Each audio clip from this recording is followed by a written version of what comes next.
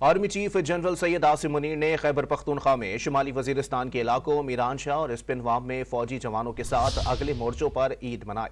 Army chief نے واضح کیا کہ خطے کو غیر مستحکم کرنے والے عناصر سے خبردار رہا جائے۔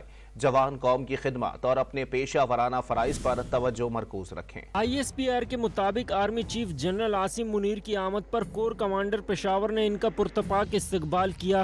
آرمی چیف نے فرنٹ لائن پر جوانوں کے ہمراہ نماز عید ادا کی اور پاکستان کی سلامتی، خوشحالی اور ترقی کے لیے دعا کی۔ جنرل عاصم منیر نے جوانوں کو عید کی دلی مبارکباد پیش کی۔ اس موقع پر آرمی چیف کو آپریشنل تیاریوں، سیکیورٹی صورتحال، پاک افغان بارڈر پر سرحدی اقدامات اور امن و استحکام کے لیے اقدامات پر بریفنگ دی گئی۔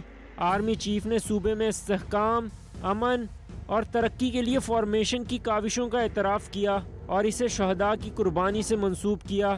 Army chief general Asim Munir نے جوانوں سے خطاب میں کہا کہ بھاری قربانیوں سے حاصل کیے گئے امن کو برقرار رکھنا سب کی اجتماعی ذمہ داری ہے۔ انہوں نے تمام اسٹیک ہولڈرز پر زور دیا کہ وہ خطے کو غیر مستحکم کرنے والے عناصر سے خبردار رہیں۔